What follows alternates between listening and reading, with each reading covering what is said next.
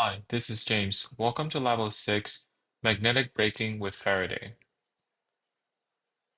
The purpose of this lab is to explore the interaction between the falling magnet and the tube of aluminum foil, model the magnet-tube interaction computationally, and compare computational predictions with the observed data. Here are some fundamental principles involved.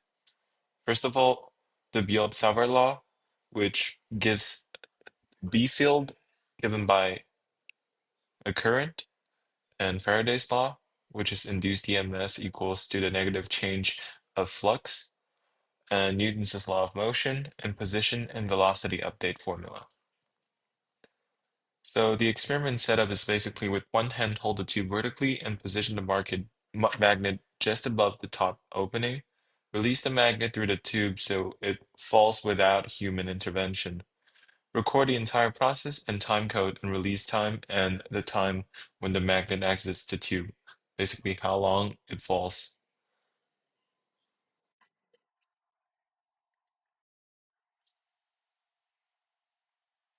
And the theory behind this is basically electromagnetic induction. So basically dropping the magnet creates a change in magnetic flux in two open surfaces S1 and S2, see diagram.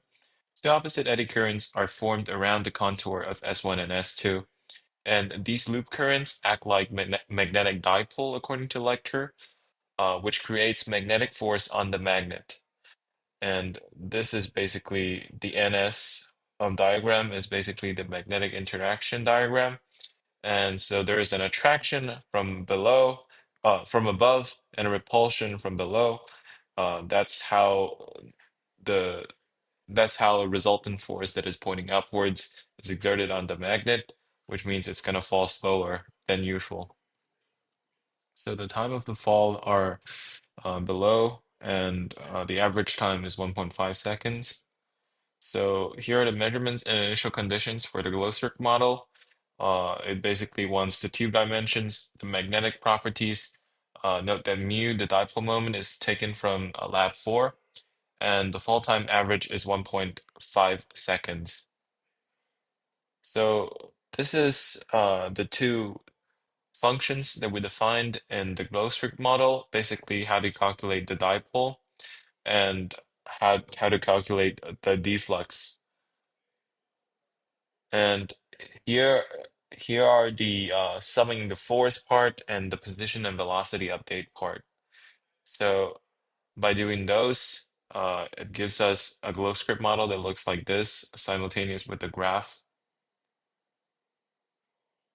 Fascinating, huh?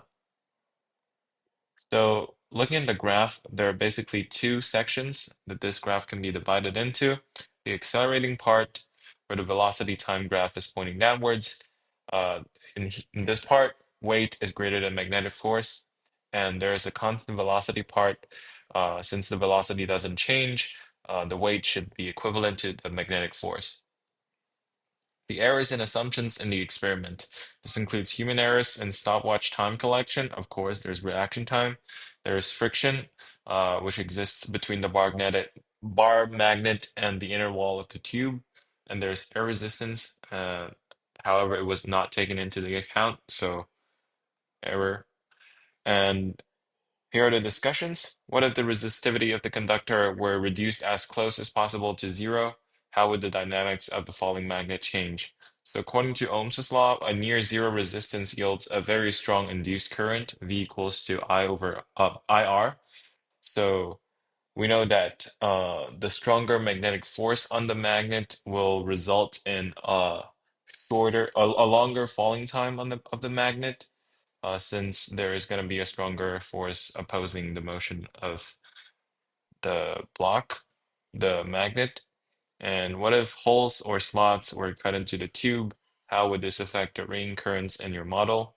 So less current rings are generated if there are slots and holes, causing a weaker opposing magnetic force on the bar magnet. Therefore, the magnet is going to fall faster. Much of appreciation.